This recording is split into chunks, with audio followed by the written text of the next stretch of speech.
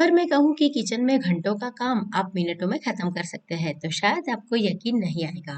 लेकिन आज मैं आपके साथ एक ऐसी रेसिपी शेयर करने वाली हूँ कि जिससे आप किचन में बहुत ही कम समय में फटाफट से काम खत्म कर सकते हैं और इसे बनाना बहुत आसान है।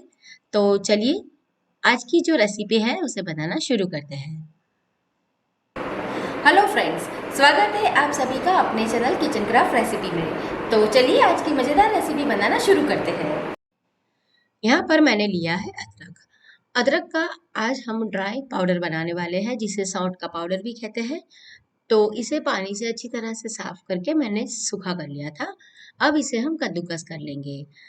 इसे आप घर पे ही बहुत आसानी से बना सकते हैं और जब भी आपको ज़रूरत है कोई सब्जी में डालने के लिए या फिर चाय मसाला बनाने के लिए तो आप झटपट में इसमें से तैयार कर सकते हैं। जब भी आप अदरक को सुखाने के लिए बाजार में से लाए तो इस तरह से जो थोड़ा सा गोल्डन कलर वाला रहता है वो ही अदरक लाए। इसे मैंने कद्दूकस कर लिया है और थाली में मैंने इसे फैला दिया है। इसे हम धूप में रखेंगे 2 दिन के लिए। आप चाहे तो घर में भी इसे सुखा सकते हैं। अब यहाँ पर मैंने लिया है मिर्ची। ये 250 ग्राम मिर्ची है जिसे डंठल मैंने अभी अलग कर लिए है और पानी से अच्छी तरह से साफ करके इसे हम इस तरह से छोटे छोटे टुकड़ों में कट कर लेते हैं। तो इसे मैंने कट कर लिया है और इसे थाली में हम धूप में सुखाएंगे। 1 से 2 दिन में अच्छी तरह से ये सूख जाते हैं। आप चाहे तो इसे घर में भी सुखा सकते हैं लेकिन घर में आप पंखे के नीचे रखें।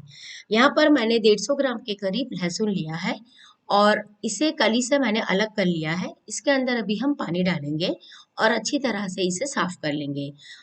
लहसुन का पाउडर तैयार करने के लिए इसे हमें सुखाने के लिए उसके छिलके निकालने की बिल्कुल ज़रूरत नहीं है। इसके छिलकों सहित ही इसे हम सुखाने वाले हैं। तो पानी से अच्छी तरह से साफ कर लेंगे, फिर एक कपड़े के ऊपर इसे हम निकाल देंगे ताकि उसका जो एक्स्ट्रा पानी है वो निकल जाए। आप ये जो लहसुन का पाउडर है वो कोई भी सब्जी बनाने में या फिर अगर आप चिप्स बना रहे हैं या कोई सेव बना रहे हैं तो उसके ऊपर मसाला बनाने के लिए कर सकते हैं। तो अच्छी तरह से इसे पहले हम कपड़े से साफ कर लेते हैं। साफ करने के बाद इसे हम मिक्सर जार के अंदर ग्राइंड कर लेंगे। मिक्सर को आप कंटिन्यूअस नहीं चलाएंगे लेकिन उसे चालू बंद करते हुए इसे ग्राइंड करेंगे ताकि ये अच्छी तरह से दरदरा सा ग्राइंड हो जाए।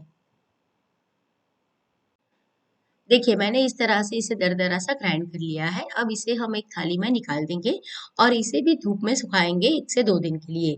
ये सारी चीजें आप घर में पंखे के नीचे भी सुखा सकते हैं लेकिन उसमें थोड़ा सा टाइम ज्यादा लग सकता है। अगर आपके वहाँ प्रोविजन है तो आप इसे धूप में ही सुखाए तो ये जल्दी से सूख भी जाएंगे और लंबे समय तक अच्छे रहेंगे। अब यहाँ पर मैंने प्याज लिए हैं, तकरीबन ये 7 से 8 प्याज है और बड़ी साइज के हैं। उसके छिलके मैंने निकाल दिए हैं। अब इसे हम इस तरह से बीच में से कट लगाएंगे और ऊपर वाला जो व्हाइट हिस्सा है उसे कट करेंगे और पतले पतले स्लाइस में इसे कट कर लेंगे और फिर इसे भी धूप में सिखा लेंगे। आप चाहे तो इसका पाउडर भी बना सकते हैं और इस तरह से इसे धूप में सुखा कर इसे जब बिरयानी आप बनाते हैं तो उसके लिए इस तरह से ड्राई ओनियन तैयार कर सकते हैं। तो इस तरह से पहले इसे हम पतला पतला स्लाइस कर लेते हैं। स्लाइस करने के बाद इसे मैंने एक थाली में निकाल दिया है। इसे भी हम धूप में सुखाएंगे। अब लेंगे हम टमाटर। तो यहाँ पर मैंने 1 किलो टमाटर लिया है, पानी से अच्छी तरह से साफ कर लिया है।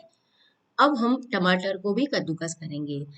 टमाटर का पाउडर आपको मार्केट में वैसे तो मिल जाता है लेकिन घर में आप इस तरह से बहुत ही कम खर्चे में और बहुत ही प्योर टमाटर का पाउडर तैयार कर सकते हैं। तो इस तरह से कद्दूकस करते हैं तो उसके छिलके अपने आप ही निकल जाते हैं। मैंने अभी कद्दूकस कर लिया है। अब क्या करेंगे, इसे एक छलनी में लेंगे और जो एक्स्ट्रा पानी रहता है टमाटर में उसे निकाल देंगे ताकि वो जल्दी से ड्राई हो जाए। तो ये जो पानी बचा है उसका इस्तेमाल आप कोई भी जब सब्जी बनाए या फिर पराठे का आटा गूंथते हैं तो उसमें कर सकते हैं। तो एक्स्ट्रा पानी अभी मैंने निकाल दिया है। अब इसे हम एक प्लेट में निकाल देंगे। आप चाहे तो इसे ऐसे ही सुखा सकते हैं लेकिन अगर आप इसे ऐसे ही सुखाएंगे तो इसमें बहुत पानी है तो इसे सूखने में ज़्यादा समय लगेगा और अगर आप धूप में नहीं सुखा रहे हैं तो फिर क्या होगा कि इसमें थोड़ी सी फंगस भी आ सकती है। तो आप नॉन स्टिक के अंदर इसे डालें और इसका जो भी एक्स्ट्रा पानी है उसे आप इस तरह से सुखा लें। तो गैस की फ्लेम को मीडियम और हाई के बीच में रखेंगे और इस तरह से चलाते हुए उसे हम इसका सारा मॉइस्चर जब तक खत्म नहीं हो जाता तब तक इसे पका लेते हैं। ऐसा करने से आपका ये जो टमाटो पाउडर है वो जल्दी से तैयार हो जाएगा। तो अभी इसके अंदर से मॉइस्चर खत्म हो गया है तो इसे हम प्लेट में निकालेंगे और प्लेट में अच्छी तरह से उसे फैला देंगे। फैलाने के बाद इसे धूप में रखेंगे। अगर आप इसे घर में सुखा रहे हैं पंखे के नीचे, तो ये जब अच्छी तरह से ड्राई हो जाए तब आप उसे आधे से 1 घंटे के लिए धूप में रखें, ताकि ये लंबे समय तक खराब ना हो। मैंने अभी इसे सुखाकर तैयार कर लिया है। आप देख सकते हैं कि अच्छी तरह से ये सूख गया है। अब इसे हम ग्राइंड करेंगे। ध्यान रहे कि आपका जो भी मिक्सचर है उसके अंदर बिल्कुल भी मॉइस्चर नहीं होना चाहिए, वो एकदम से सूखा होना चाहिए। तो इसे अभी हम चला लेंगे। आप चाहे तो इसके अंदर 1 चम्मच लाल मिर्च पाउडर भी डाल सकते हैं, ताकि ये अच्छी तरह से ग्राइंड हो जाए। मैंने अभी 1 चम्मच लाल मिर्च पाउडर इसके अंदर मिला दिया था। तो आप देख सकते हैं कि बहुत ही बढ़िया हमारा टोमेटो पाउडर तैयार हो गया है। आप इसका इस्तेमाल कोई भी चिप्स बनाते हैं या कोई सेव बनाते हैं या फिर सब्जी बनाते हैं तो उसके अंदर कर सकते हैं। पराठा बनाने में भी आप इसका इस्तेमाल कर सकते हैं। मिर्चियाँ भी अभी अच्छी तरह से सूख गई है, इस तरह से उसमें से आवाज़ आनी चाहिए। तो मिर्चियों को भी अभी हम ग्राइंड कर लेंगे। जब भी आप इसे ग्राइंड करें तो अपने मुंह के ऊपर एक कपड़ा लगा दें, ताकि मिर्ची का पाउडर है वो ग्राइंड होने के बाद उड़े नहीं।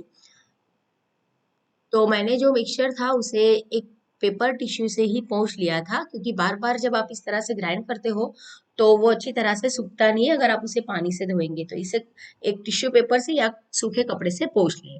तो मैंने अभी मिर्ची को भी ग्राइंड कर लिया है। आप देख सकते हैं कि बहुत ही बढ़िया सा हमारा मिर्ची का पाउडर तैयार हो गया है। आप इसे पोटैटो चिप्स में, कोई भी सेव में, या अगर फिर आप पराठा बना रहे हैं या कोई ऐसी सब्जी बना रहे हैं तो उसमें इसका इस्तेमाल कर सकते हैं। अभी ये जो हमारी ओनियन है वो भी अच्छी तरह से ड्राई हो गई है।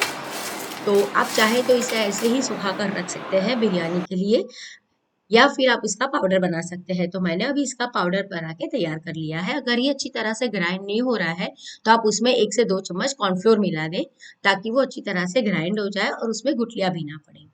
अभी हमारा जो अदरक था वो भी अच्छी तरह से ड्राई हो गया है, तो इसे भी हम ग्राइंड कर लेंगे। ये जो जिंजर पाउडर तैयार होता है, यानी सॉल्ट का पाउडर, आप उसका इस्तेमाल चाय का मसाला बना रहे हैं तो उसमें कर सकते हैं। अगर आप चाय में अदरक डालते हैं और आपके पास अदरक नहीं है तो आप ये पाउडर थोड़ा सा डाल देंगे तो भी बहुत ही बढ़िया सा उसमें टेस्ट आएगा। इसे हम ग्राइंड करने के बाद छान लेंगे, ताकि इस तरह के उसके ऊपर जो रेशे होते हैं वो निकल जाए। ये रेशे का इस्तेमाल आप कोई भी मसाला बनाते वक्त कर सकते हैं। अभी इसे हम एक कांच की बॉटल के अंदर भर के रख देंगे। अभी हमारा जो लहसुन था वो भी अच्छी तरह से ड्राई हो गया है, तो इसे भी हम ग्राइंड कर लेंगे। तो पहले हम इसे ऐसे ही ग्राइंड कर लेते हैं।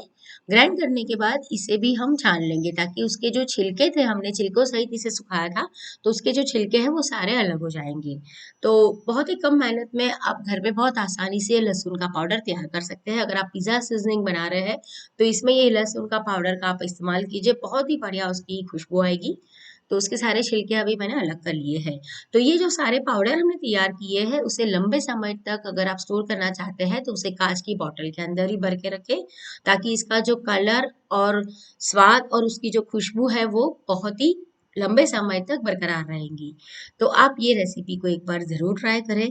आपको ये कैसी लगी कमेंट करके मुझे ज़रूर बताएं, और ऐसी नई नई रेसिपी देखने के लिए किचन क्राफ्ट रेसिपी को अभी तक आपने सब्सक्राइब नहीं किया है दोस्तों, तो ज़रूर सब्सक्राइब करें। तो फिर से मिलेंगे